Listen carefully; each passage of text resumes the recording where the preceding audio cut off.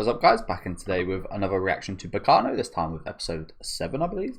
A lot happened last time, so forgive me if I do miss anything. I'm inevitably going to miss quite a lot from these, so I'm really glad we do have little recaps. It's funny, in some series like One Piece, it's super annoying how like a minute recap on something. I think that's because you watch that in kind of binge mode, whereas this, it's very nice having a recap. There's a lot going on each episode. Not to say there isn't in One Piece, but you get what I'm trying to say. Last episode we saw that the rail tracer was just well, not a normal person for sure, but he ended up like whispering something to the girl that's hiding underneath the train. So interested to see more of that situation. We did see Scissors that very Polish Czech sounding name of that kid, the girl he was with. I think she ended up getting killed, unfortunately, by the woman with the knife who was going about the train, which was unfortunate. We saw Eve Gennard getting taken hostage by the mafioso, which is awful.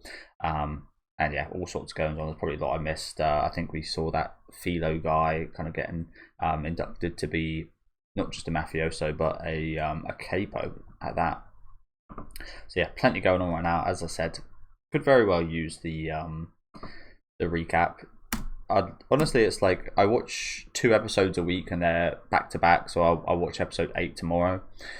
But that week in the meantime is a long week in the meantime. There's a lot of shows I watch in between, but it's like there's so much happening in these episodes that it's hard to remember all of it going into the next one. For the week break anyway, it's obviously fine going into tomorrow.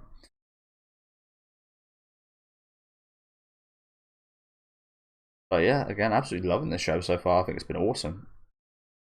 I think I'm actually enjoying it a bit more than Do Ra Ra Ra at the minute, to be honest.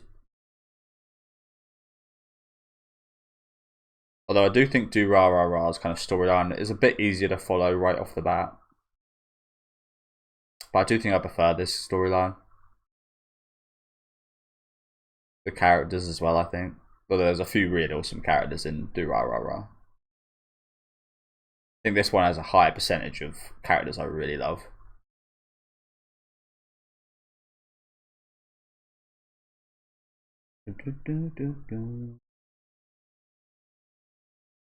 Jacuzzi Splotter.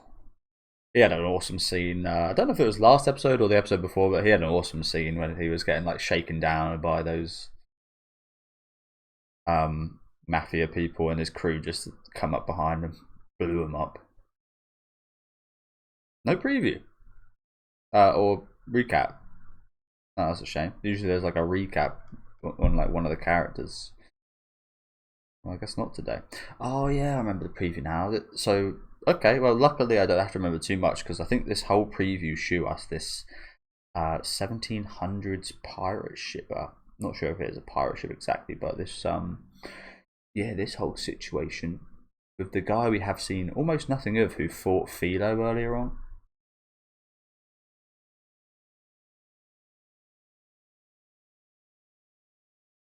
Damn, this guy was sucking up people this long ago.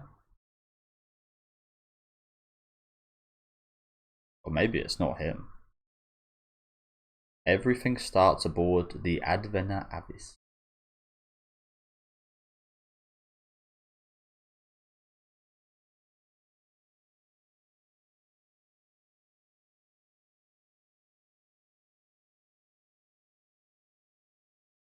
So the whole homunculus talk made me thought of alchemy. I think they are one and the same, aren't they?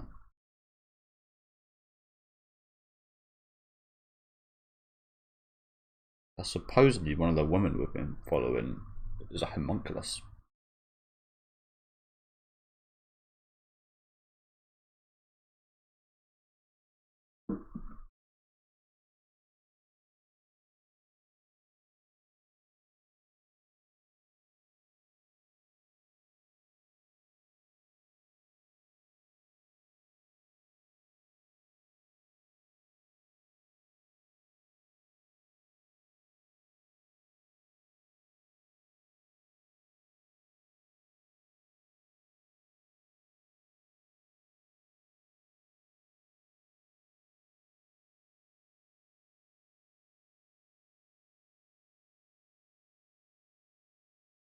Renkin Jutsushi.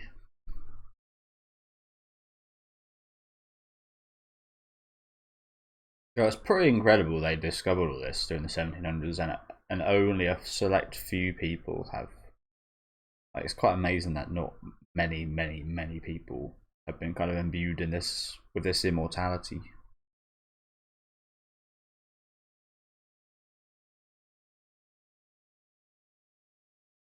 So was that the kid?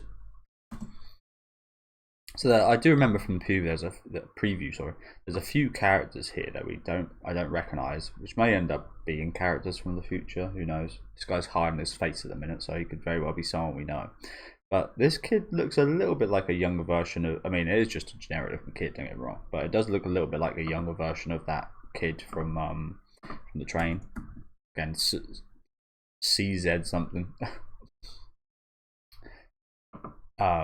Yeah, hard name to remember that. Which is crazy because I'm usually quite good at Polish names. There's quite a lot of Polish immigrants in the UK, so and they're usually really nice people. But yeah, usually they're quite memorable names. But I think there's just so many characters in the show, isn't there?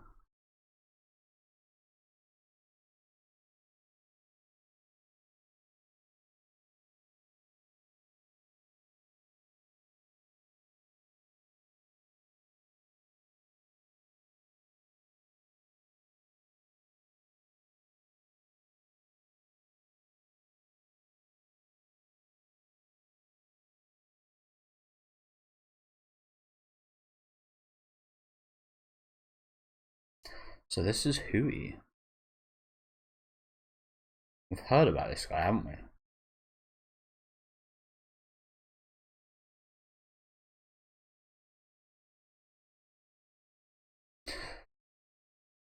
Was it Jacuzzi's crew that kind of worked under Hui? Was it? I kind of forget right now. I think it was them, which makes sense.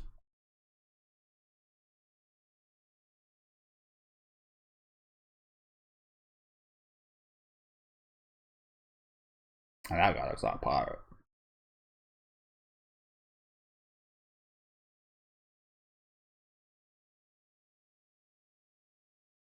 Though I always think the designs of pirates gets romanticized a little bit. I'm not the most knowledgeable. Oh my god, is that the rail tracer?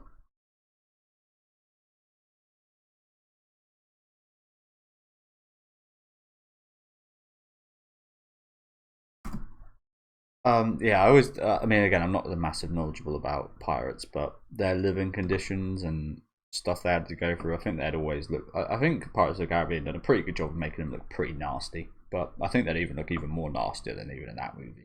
In those movies, is the rail? Is this the same rail tracer type guy? Honestly, it reminds me of the Last Voyage of Demeter, which is I think a portion of the Dracula book, which I haven't read. Um, I haven't read a lot of things to be honest with you guys. Um, and that's like on the portion of Dracula being moved to Transylvania, I believe. In I think it was in Bulgaria. I could be wrong about that. But yeah, it's like his shipping from like A to B. I don't even know where it's from or where it's to. Obviously I know Transylvania is involved, but um, yeah, there's like ongoings on a ship. I didn't watch the movie because I heard it wasn't very good, and it did sound kind of boring to be honest with you. Focusing on seemingly one of the least interesting aspects of the Book of Dracula, which again I haven't read, so I can't say that for sure. But like focusing on the journey from A to B, whereas any Dracula movie I've seen, it's obviously very much focused on other parts of the book, and it's probably for a good reason. I did hear from some people that designs and such were really good, but yeah, I didn't end up watching that movie just because it kind of looked quite boring. But this honestly could be. There's a lot of like very vampiric things in this show. I don't think there is vampires per se, but like this, just like there's a lot of stuff that really does invigorate that kind of feeling for me, even though there is no vampire stuff going on.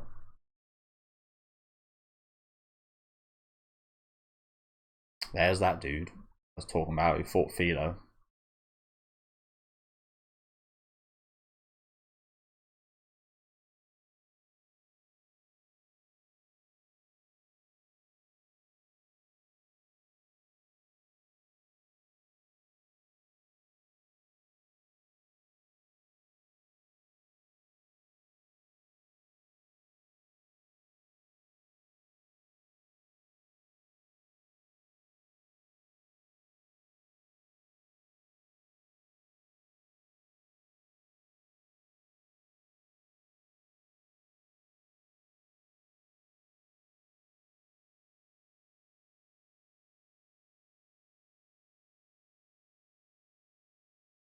This guy's actually an alchemist.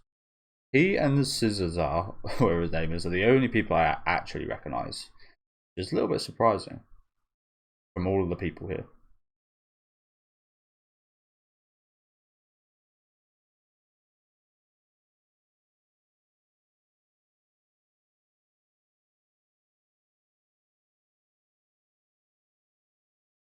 That's absolutely suck to be the first people to try this. Quite scary, considering the failed. I think back to Full Metal Alchemist 2005 and the failed attempts at Homunculi in that show, and they're absolute abominations.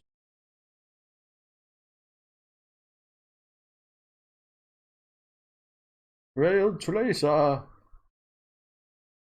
I assume this is like a similar thing to the Rail Tracer.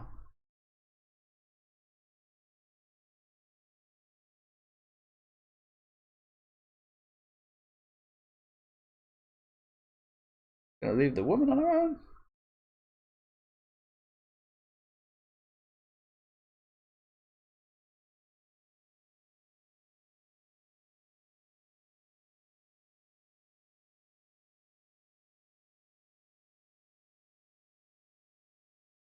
Shit, it actually summoned the devil right here.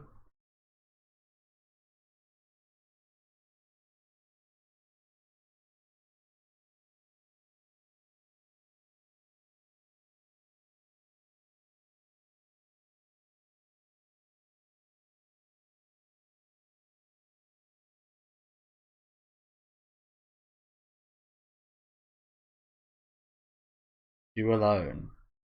Not Cesar, whatever his fucking name is. Who you see absorbing people.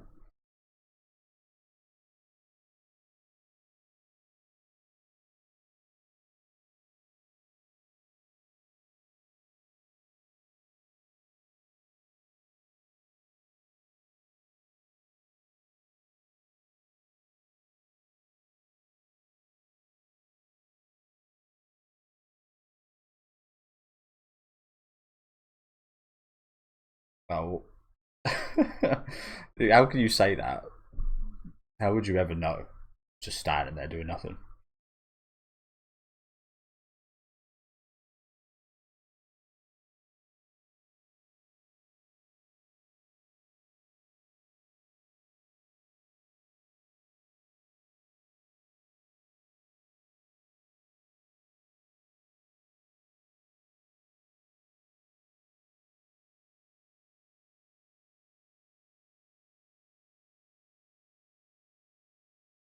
Only it could help my back pain.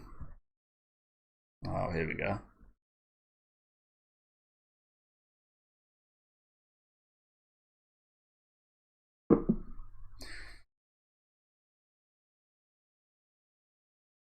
There's got to be some kind of trade-off here, hasn't there? This guy's so readily giving these people their life's desires, immortality.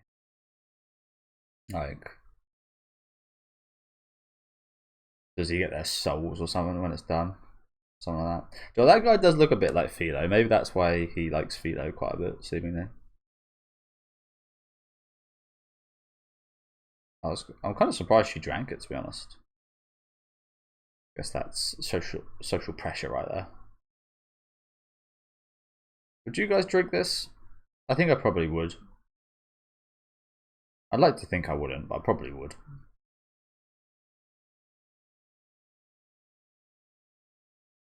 Sorry guys, I was yapping there. But yeah, as I said, would you guys drink this? This guy got absolutely socially pressured right here. I'm not sure she would have drunk it if he didn't. Again, I can't help but think she looks a lot like Freeren. With glasses. Not just like the white hair, I think it's like the outfit and the kind of yellow band thing that she wears, I don't know. I like her design though, it's a very nice design. But yeah, she was shocked that he drank it. This does feel very. It reminds me a lot of the Berserk kind of the ritualistic things that I saw in Berserk during the I can't remember what the arc's called, but during like when the Black Plague was about, and they were like had the camps for people. They were getting up to all kinds of like nastiness, releasing like pheromones and smoke and such that people inhaled, sent them sent like tripping and such, and they had these Berthamet. I don't think it's Berthamet. You know those kind of goats with the horns. I forget what they're called exactly, but yeah, they had those roaming about. This feels similar to that. This feels very wrong. This feels very evil, even though it's people just drinking stuff. I don't know, something very much not right. And as I said earlier, it's like, what is the payoff for this in alchemy? Again, think back to Full Metal Alchemist, of course. Equivalent exchange is a big thing. You give up a certain amount of materials, elements. You give up a certain amount of things. Like you put a bunch of metal here, you're going to gain something of equal value in that metal in a different form. So what's this? You gain immortality. So the equivalent exchange would be something horrible, surely. Maybe it is just immortality, because it's awful to see. It's like a common kind of trope with this kind of stuff of like, oh, you see all the people you once loved die and pass through your eyes, and you can never actually kind of be happy. Although we see that very much challenged with quite a few of the characters in the show, especially those that New York couple. They're having an absolute blast the whole time. So not exactly the case for everyone, but yeah, if this is like your perfect ultimate goal of human immortality, what is the payoff? What is the equivalent exchange here? Your soul? Something like that. Something massive, surely. Because for many of the people here, maybe not for this girl and for a few other characters, but for many of the people here, this is like the ultimate. This is like the totally unachievable. And in alchemy, I don't think there is any way to achieve the unachievable unless, again, you're willing to sacrifice something that's equally important. There is that whole thing about like philosopher's stones and such, that they can just do anything. They can break the rules of equivalent exchange, but I think there is also something bad tied to that as well now.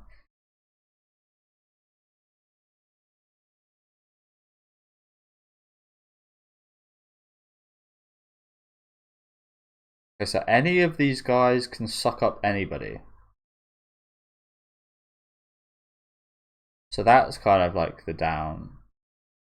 Okay. I love the fact he actually told him about this as well, because that really adds. Sorry to pause again so quickly, but that really adds an interesting element now, doesn't it? You're now being told that you, an immortal being, amongst all these other immortal beings, the highest beings in human history, can now just easily like kill and absorb your fellow kind of immortal beings. Like that, is that not just like ultimate power?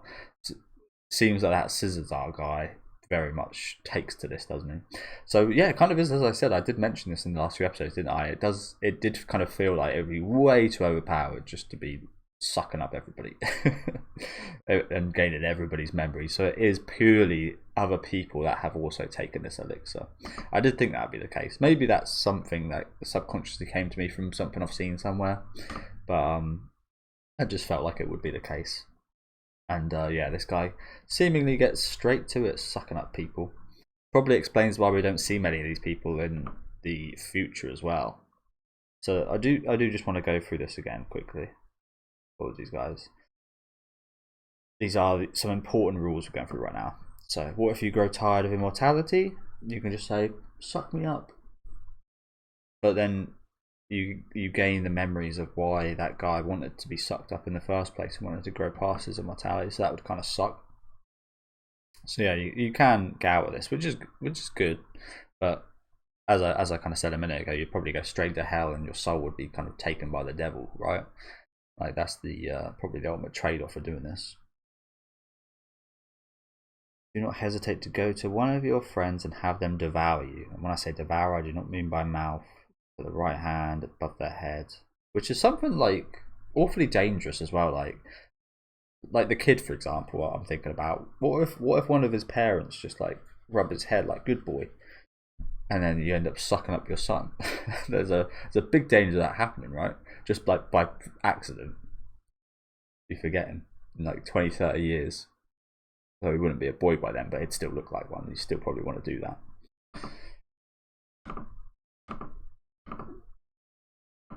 Again, apologies for yapping so much, but there's a lot of rules and such, and this is a big episode for a lot of the lore, isn't it? Behind all this immortality and so on. Okay. Your life will end.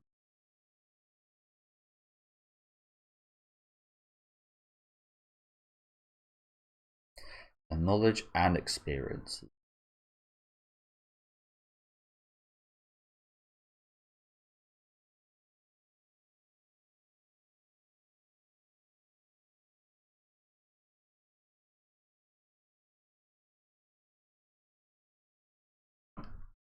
So what is this? You can also imbue people. So was that the left hand? Sorry, by the right hand you have to the right hand on your head.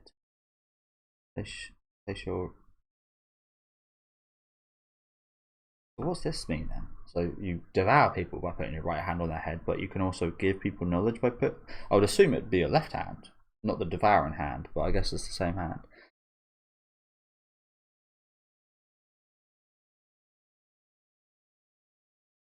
Contrarily, when giving knowledge, that is quite contrary, isn't it? Place your right hand on the person's head. That is all that is required. You can also give people kind of memories and knowledge as well. That's interesting. And one other thing, you cannot use false names, which is a very interesting stipulation, isn't it? That seems more like a very modern day thing of like, because you're not able to do that. What is the outcome if we do that? First of all, like, what is the thing that's forcing us to do that? To not use false names. One, but two, it's like in the past it probably doesn't matter all that much, but in our current age, with like the databases and everything, that'd be a big issue. People.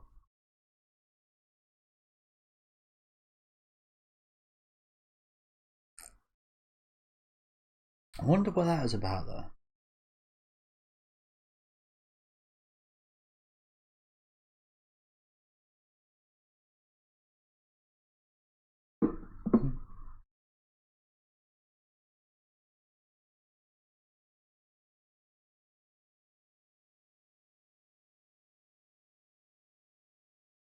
Yeah, he's like the most important man in the world.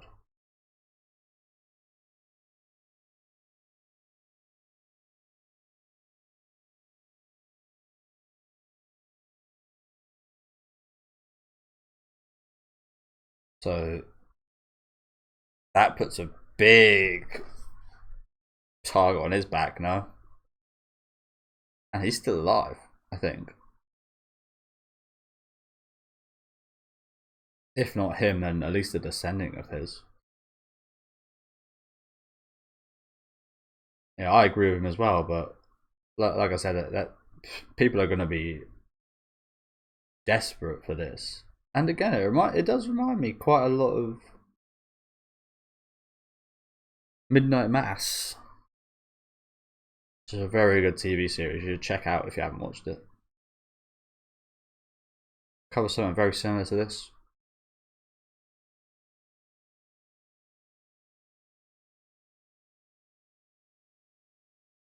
He is right. I think ultimately it's a curse, isn't it? Yeah, everybody's going to want to know how to make this elixir, profit off it, or give it to their family or friends. So, yeah, this guy's got a massive target on his back.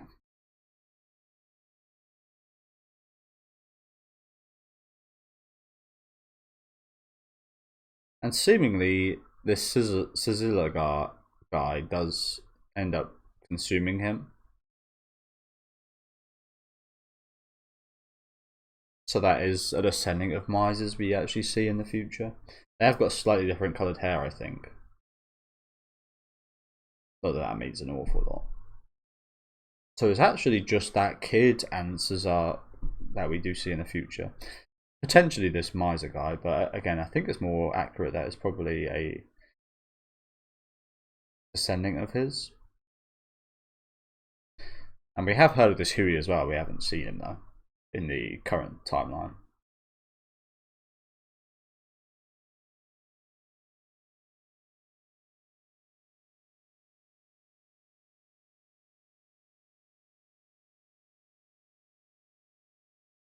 You've got time.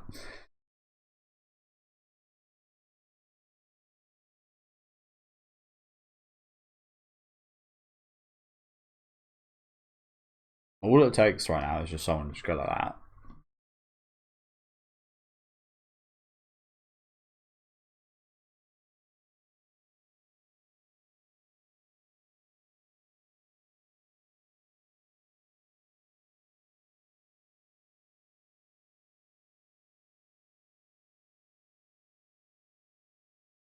He can move, this old man, can't he? He can move. I said earlier about Vancouver's bad back. He doesn't look like he's got a bad back at all. Bro's crawling. Bro's absolutely crawling on the floor.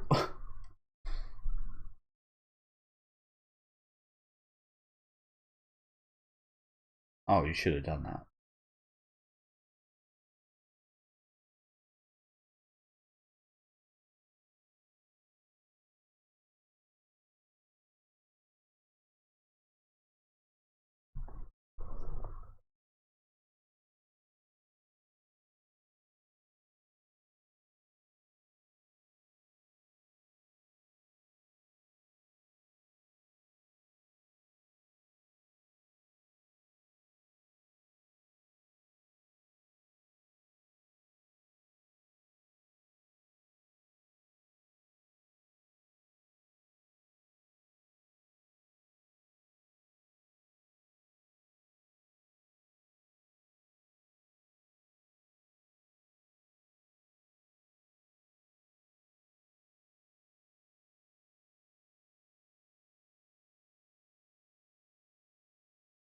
Oh wow.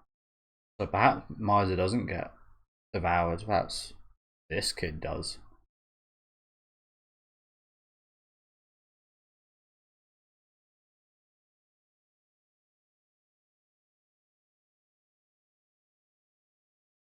Yeah. Look at him. Yeah. Okay.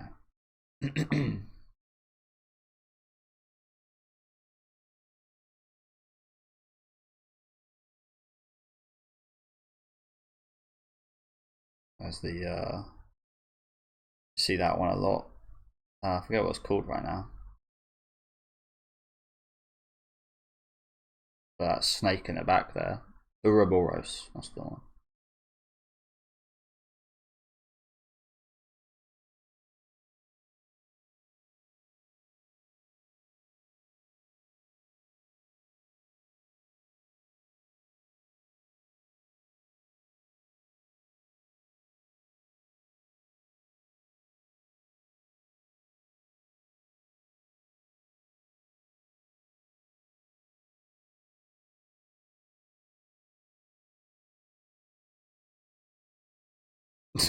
Yes. Cover yourself, lady.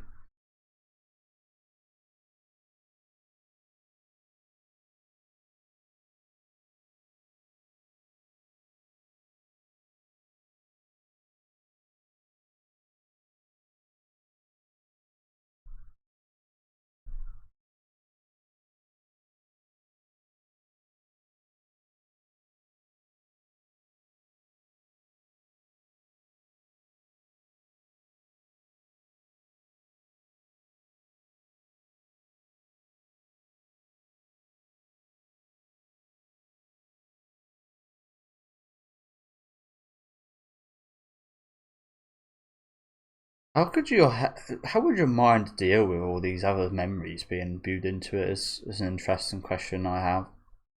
I feel like you do enough of this, your mind might genuinely like explode. So she's gaining his knowledge. Okay, Jesus. She saw all that transpired there. Okay, so he wasn't actually devouring her right there. He was giving her. Oh, she didn't drink it. Oh, let's go. So that's why. See that? Okay, that's the thing. I was questioning why exactly is it both their right hands. That seems very, very like you could accidentally devour someone you're trying to give knowledge to, or vice versa. And I assumed he was intending to give her the knowledge here, but no, he was actually trying to devour her. But he ended up giving her the knowledge because she didn't drink it. Okay, I'm glad she didn't. I mean, it looked like she did. Like she just pretended to. One of those classic spit it out, perhaps. Brutal for her though, having to see seemingly her love get devoured like this. Like Jesus, like that's your last image of your loved one. That's awful. It's quite surprising no one devoured Silazar after all this. This guy deserves it, to be honest, doesn't he? Jesus. But yeah, as I was saying, it's quite interesting. Like, how would your mind cope with all of these memories, all of these different experiences? I imagine it could maybe handle like one or two people's, but after that, surely your brain processing would just be like overloaded.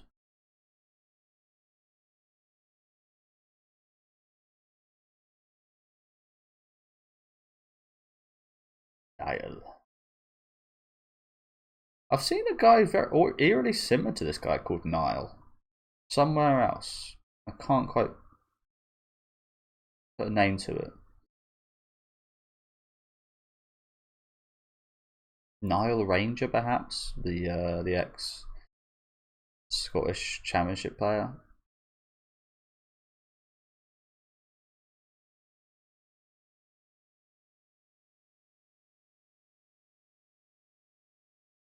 Convince you got to fucking you can't convince that guy.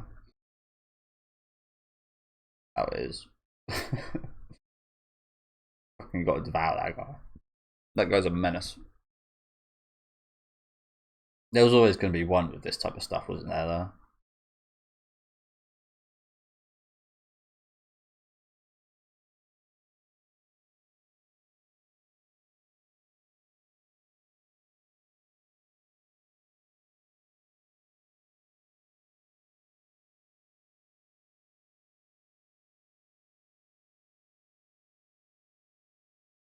So he ends up in the water.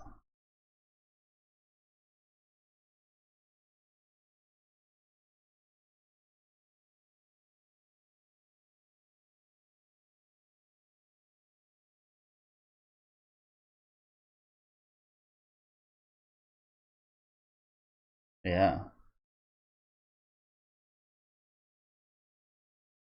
Or perhaps this might. If you guys seen the movie Wishmaster, it's about a not a genie, but something similar. I forget what it's called. I've got to look it up real quickly. It's a really fun movie, cheesy kind of. I think it's 80s, might be 90s. I think it might be 90s actually, but really cheesy kind of horror movie. It's got Freddy Krueger's actor in there. He played like it's got a few. It's 1990. Oh no, it's not 1999. Yeah, 1997. Yeah, late. It's got. Oh my god, it's rated really poorly on Rotten Tomatoes and such. But trust me, it's a really fun movie. Is it Andy Duvall? Was it? Andrew Devoff. That's the one. Andrew Devoff is the Djinn is the thing I'm talking about. He is fantastic in this movie. Yeah, the ratings are absolutely awful, but honestly, it's a fun movie. Check it out. Yeah, it's got a thing called the Djinn in it, which grants wishes. But slight spoiler here, I guess. Oh, it's got Tony Todd in it as well, of course. Slight spoiler here, I guess. It's also got Jason's actor from parts 7 and 8, I believe. He's in the movie as well, so it's got quite a few kind of like horror cameos in there, which is really cool. But yeah, the Djinn, again, slight spoiler here. He grants people's wishes, again, a bit like a genie, but maybe slightly akin to this guy. The wishes, I mean, probably more overtly in the Wishmaster. They're always like, oh, I wish I could.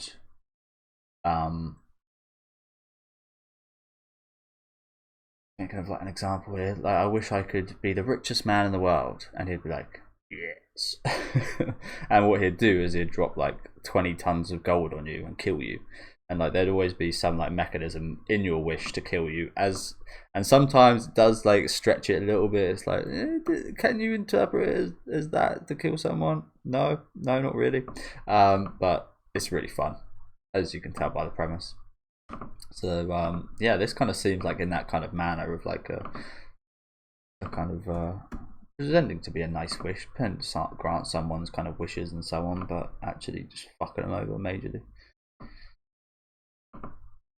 But sure has been an interesting kind of time with this entity, hasn't it? I wonder if it was this entity that we saw in the like train incident as well, who whispered to that girl, or was it just some guy, or was it actually like the devil? You guys know my theory of the rail tracer being the guy with the red hair, and being that he had red hair. I mean, very slight thing here, but perhaps he was the devil kind of in disguise the whole time as one of the train workers. That could very well be the case.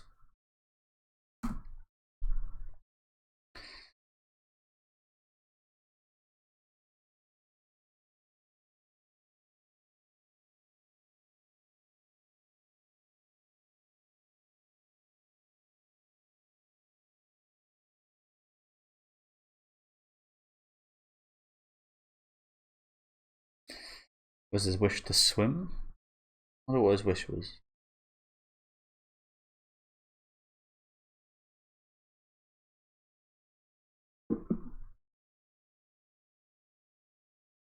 I think the good thing about immortality is like, even in that situation, even if you can't swim, you'll probably fall to the bottom of the ocean.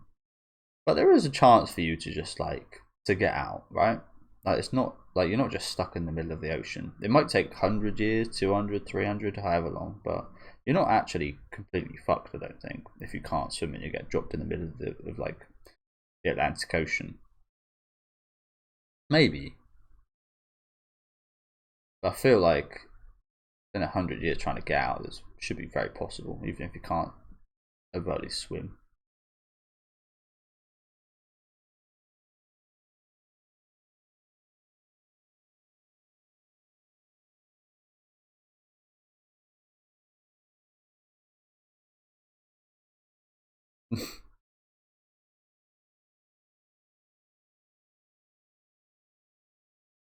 Surely this guy knew what he was doing, given that all these humans the elixir, though, right?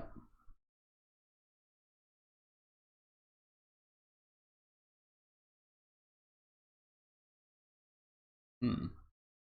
So he was looking for something here.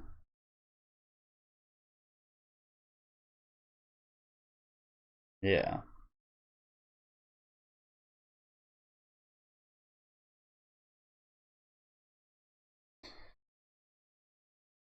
So he's looking for. So maybe it's less of the equivalent exchange for the humans, but an equivalent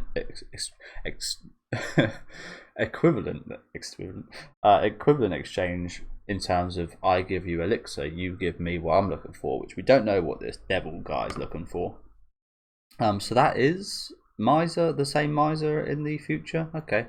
I was kind of I was expecting maybe Caesar to absorb him, but I guess yeah. Again, Caesar kind of absorbed his brother instead.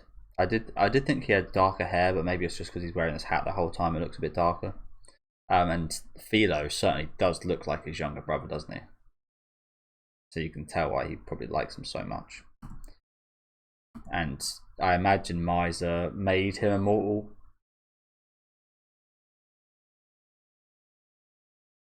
There's a few characters we didn't see here though. There's the boy I was talking about, so it is the same boy. It looks slightly different in the future, but ever so slightly, I think. Maybe it's probably because of the outfit, to be honest, and the hat. I don't think we've seen this guy yet, but he is from the boat, of course. Same with this woman. Don't think we've seen her quite yet in the kind of current story, but she is also from the boat. But she's a singer. I like her design as well. She looks lovely. Okay, 2204. Apologies for the pausing today, guys. Like I said, it's a big episode in terms of like backstory on this, and yeah, a lot to take in. They've done a really good job of it though, as usual. And like it doesn't like answer everything. It's still like you have loads of questions, which is a good thing. Huey, first time seeing Huey as well.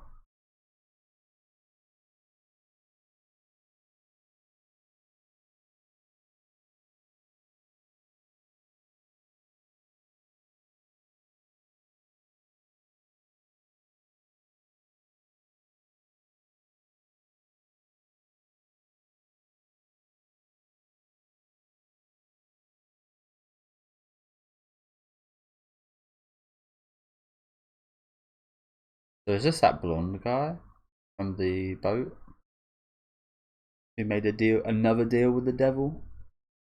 I wonder what he wished for there. Because I was expecting, as I kind of mentioned, I was expecting him to maybe just like drown, because it is a known thing that pirates couldn't really swim. I was expecting maybe him to, I say drown, he would have died, of course, but like fall to the bottom of the ocean and maybe kind of like come up hundreds of years later. Maybe hundreds of years is overdoing it a bit, like tens of years later. Um, but he instantly got saved. We didn't exactly see what happened there. Like, did the people jump in the water and save him? I doubt it, because they probably can't swim as well. So I'm assuming he kind of found a way or wished a way to get back up there. And that guy, that's the guy. I'm thinking that he's the fucking devil, or at least the guy that was seen on this boat giving people immortality.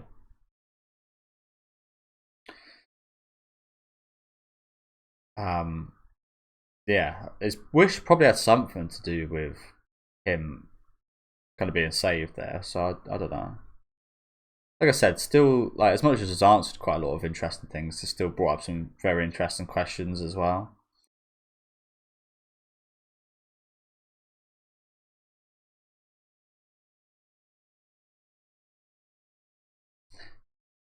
Yeah. What we got next time?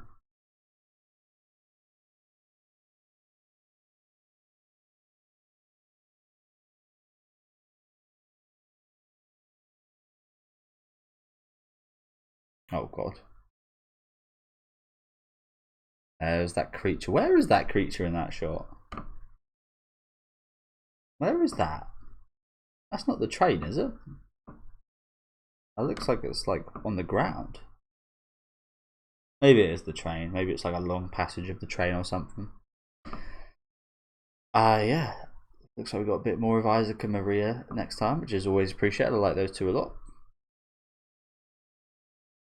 Hopefully we'll get a recap next episode then, so we know exactly where we are in the kind of current kind of time of things. Dallas looking quite wholesome there, strangely. Yeah, it is the train, because this big guy is going through that same passage. As much, the view is very much obstructed by this guy, so please don't blame me. But yeah, thank you guys for watching. As I said, really interesting episode today. Probably a long reaction. I dread to see how long I've been recording already. Yeah, 44 minutes, bloody hell. The longest episode yet. 20 minutes of pausing, so apologies. But again, a lot to get my head around here. I think they've done an excellent job at kind of giving us the rules of things and showing us the origin of the elixir, which wasn't exactly the origin because it was a thing before. I think Miser said he got this off his like grandfather who didn't age a day for like 300 years or something. So it's not like the initial kind of coming of this thing, but yeah, very interesting stuff. I wasn't expecting there to be so much of this kind of devil kind of element to it, where he was majorly involved and is actually looking for something in return, and not like outwardly, not like directly kind of asking for it, but like subtly kind of wanting some kind of reaction or something in, or like to be given something in. Maybe that's what it is. Maybe he's just looking to be given something, because you think by giving humans their life's desire, their like such a precious thing, immortal life, you think they'd give something in return, or like be so happy about it they'd give you like something in return. But I feel like it would be the case, as we see here, that people just like they accept his elixir, they accept his immortality, and they give him nothing in return. It's almost a bit like disrespectful. You give them everything they could ever want, and they give you nothing in return. But what would you give the devil in return, I guess? They don't even like offer to, and it seems pretty rude. But then you think you're perhaps talking to a devil, so it's like, yeah, bigger things going on, I guess. But maybe that's just talking absolute rubbish there. But he's either looking for something in particular or just like something at all from humans. But yeah, I really like this. Really good kind of character stuff here, especially for Miser and Cesar, especially. We do see a little bit of Hui, who we've heard a little bit about till this point, so it's nice seeing his character. He seems, as with the scene that we saw at the end there, very kind of passive, very just like spectatorish. So I do wonder what his kind of goals of his organization is in this kind of current time, considering they're up to something with what's his name?